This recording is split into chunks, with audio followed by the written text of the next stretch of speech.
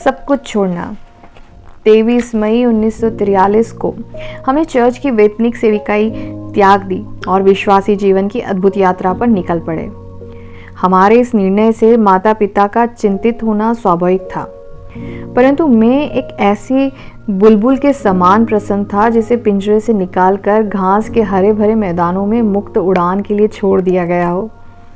बहुत कम लोग हमारी स्थिति को समझ पाए, परंतु हमें ऐसा लग रहा था मानो सारा जहां हमारे साथ हो। मेरी आत्मा शांत और मेरा मन आनंदित था। यह सब कुछ यीशु का ही वरदान था। यदि किसी व्यक्ति के पास कोई नियमित आय ना हो तो वह क्या करेगा? क्या वह केवल विश्वास और प्रार्थना के द्वारा जीवन यापन कर सकता है? एक गृहस्थ आदमी जिसके 3 बच्चे हो, वह ऐसी परिस्थिति में क्या सोचेगा? क्या वह उदास नहीं होगा? क्या तरह तरह के सवाल उसको परेशान नहीं करेंगे? वह कहेगा, प्रभु मैं क्या करूं? अब मैं कहाँ जाऊं? अब मेरे बीवी बच्चों का क्या होगा? परंतु मैं बहुत प्रसन्न था और मैं अपने को यीशु के बहुत निकट पा रहा था, क्योंकि यह मेरा अपना फैसला नहीं था। यीशु ने मुझसे कहा कि मैं सब कुछ छोड़ दूं, अतः मैंने सब कुछ छोड़ दिया। अगर यह मेरा अपना फैसला होता तो मैं कब का लुढ़क गया होता। मुझे पवित्र आत्मा ने बुलाया था कि सब कुछ त्याग कर यीशु को अपना आधार बनाऊं, अतः मेरा विश्वास था कि मुझे घटी नहीं होगी। हमारे माता पिता और सारे जानकर हमसे पूछ रहे थे, अब क्या करोगे? मेरा उत्तर था, मैं यीशु के साथ साथ चलूंगा। तुम गृहस्थ आदमी हो और तुम्हारे 3 बच्चे हैं, उन्हें कहाँ से खिलाओगे? उन्हें यीशु ही खिलाऊंगा। मगर तुम्हारी क्या योजना है? हम सब परमेश्वर के ही हाथों में हैं, मैंने उत्तर दिया। मेरे ससुर मेरे पास आए और कहने लगे, बेटा मैं आपसे एक बात पूछना चाहता हूँ। मैंने कहा, क्या बात है पापा? मैं यह पूछना चाहता हूँ कि अब तुम अपने परिवार की आजीविका कैसे जुटाओगे? मैं यह जानता हूँ कि उन्होंने यह बात बड़ी हिम्मत करके मुझसे पूछी होगी। किसी ने उन्हें ज़रूर मेरे पास भेजा था। हम दोनों 2 घनिष्ठ मित्रों के समान थे और वही एक ऐसे व्यक्ति थे जो मेरे पक्ष को अच्छी तरह समझते थे। वैसे उनका चिंतित होना स्वाभाविक था। फ्लोरेंस उनकी इकलौती बेटी थी, अतः उसके बच्चों के भविष्य के बारे में वह नहीं सोचते तो और कौन सोचता। मैंने उनको अपनी गवाही बताई कि किस तरह से परमेश्वर ने मुझे, जबकि मैं केवल 5 वर्ष का था, अपने लिए चुन लिया। किस तरह से उसने मेरे मन में ये वचन डाले, तुम मेरे हो और मैं तुम्हें एक दिन अपने राज्य के लिए इस्तेमाल करूँगा। मैंने उन्हें बताया कि परमेश्वर ही मुझे आगे बढ़ाता रहा और उसी ने मुझे यह आदेश दिया है कि सब कुछ छोड़कर मैं यीशु के पीछे पीछे चलूं, बिल्कुल इधर उधर ना देखूं। मेरी बातें सुनने के बाद उन्होंने घोषणा की, मेरे लिए इतना ही जानना काफ़ी है। परमेश्वर के काम में मैं कौन हूँ जो हस्तक्षेप करूँ, मगर मैं तुम्हारे साथ हूँ। इसके बाद उन्होंने कभी मुझसे इस विषय में बातचीत नहीं की। वह हमेशा मेरे मित्र बने रहे। मेरे माता पिता को तो बहुत ही सदमा पहुंचा था। मेरी माँ को तो अधिक याद नहीं, परंतु मेरे भाइयों के दिमाग में इस सदमे की बात आज भी ताज़ा है। यह कहने की बात नहीं कि पिताजी और मेरी माँ ने मुझे बड़ा करने और शिक्षा देने के लिए काफ़ी त्याग किया था और उनकी अभिलाषा थी कि मैं एक दिन शहरी कलीसिया का बहुत बड़ा पासबान बन जाऊं। सारे धार्मिक जगत में मेरी वाहवाही हो। अब ऐसा लग रहा था कि मैंने उनके सारे अरमानों पर पानी फेर दिया। यह सब कुछ सहना उनके लिए बहुत मुश्किल था। उनकी जगह कोई और माता पिता होते तो वे भी इसी परिस्थिति को नहीं समझ पाते। पवित्र आत्मा की साक्षी और प्रकाशन के बिना कोई भी इस परिस्थिति को नहीं समझ सकता था। मेरे पिताजी ने पूछा, बेटे अब तुम कहाँ से खाओगे पियोगे? कहाँ से पैसा आएगा? अब तुम नौकरी तो करोगे नहीं, न सभाओं का कोई कार्यक्रम तुम्हारे पास है। तुम्हारी बातों से तो ऐसा समझ में आ रहा है कि बस अब तुम बाइबल पढ़ा करोगे, प्रार्थना करोगे और प्रतीक्षा करोगे। मैंने उत्तर दिया, पिताजी अब यीशु ही मेरा एकमात्र आधार है। मुझे भविष्य की कोई चिंता नहीं। अब वही मेरी देख रेख करेगा।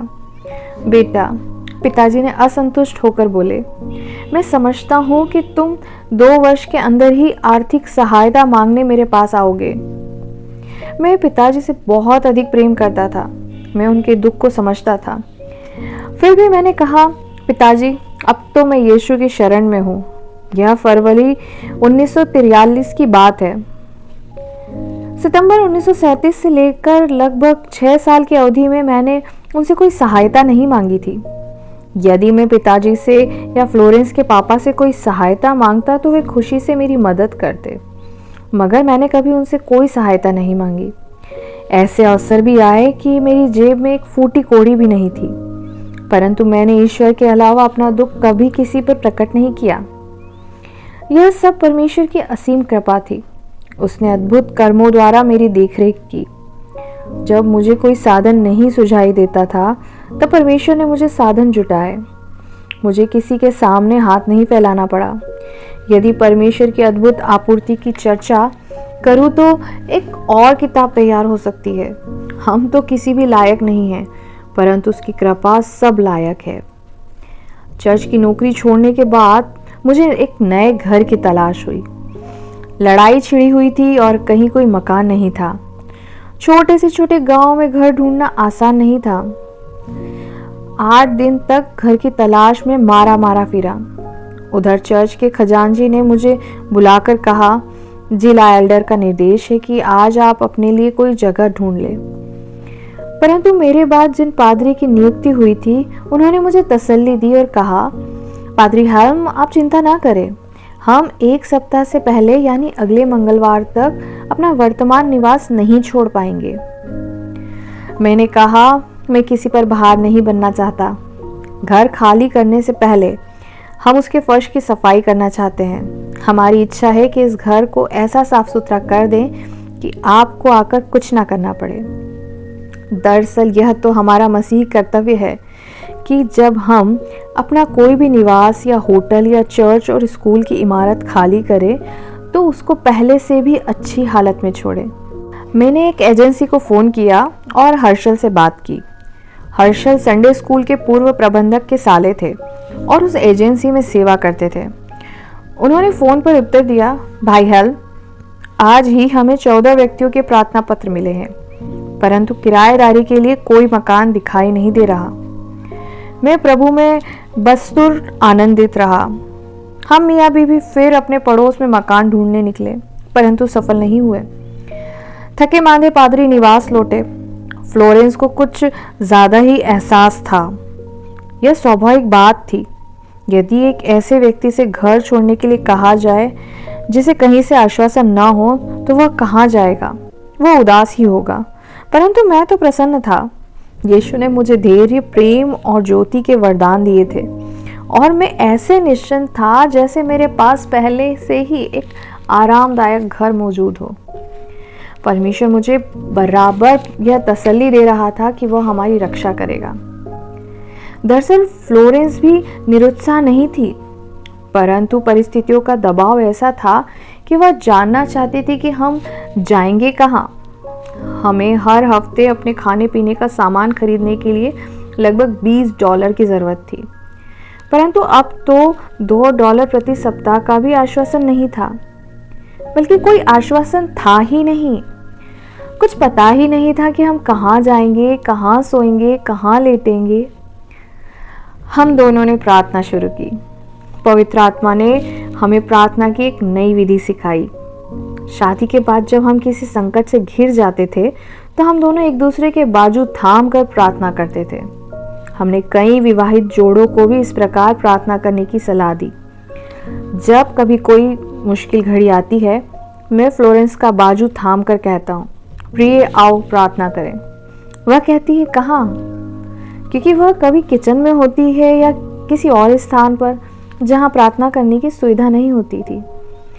मैं कहता, हाँ आओ यहीं घुटने टेकें और प्रार्थना करें।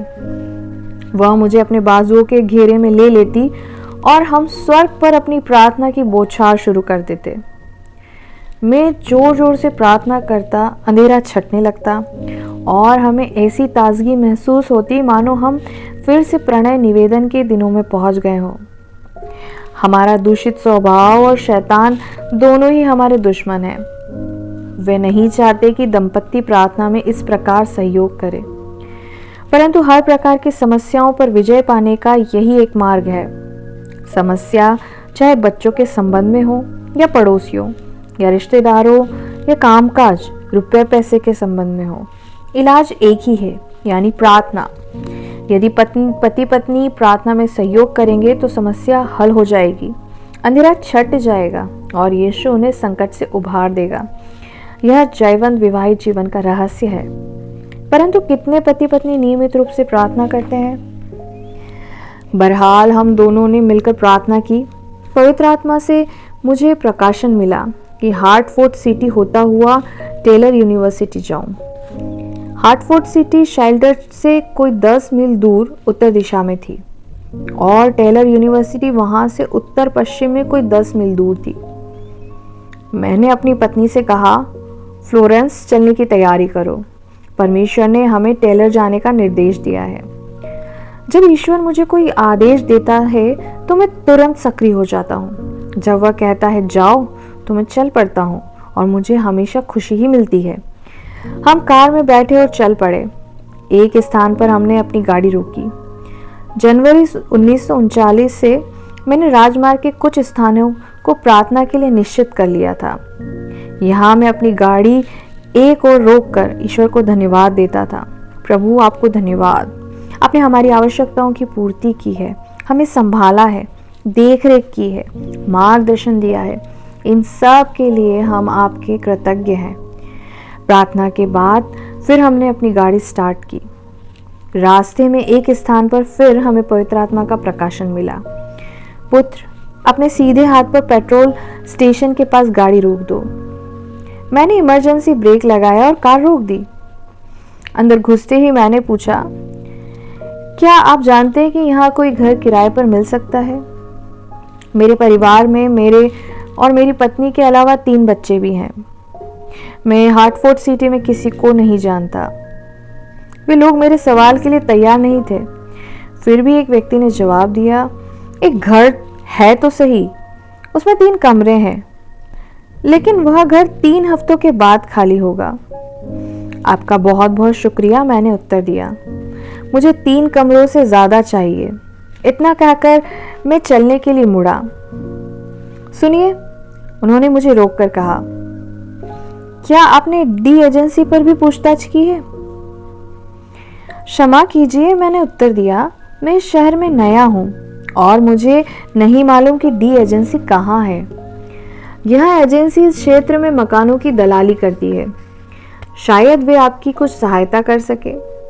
मैंने पूछा, यह एजेंसी कहाँ है? मैं पूछता पूछता डी एजेंसी पहुंचा। मैंने पूछा, श्रीमान, क्या आपके पास कोई मकान किराए के लिए है?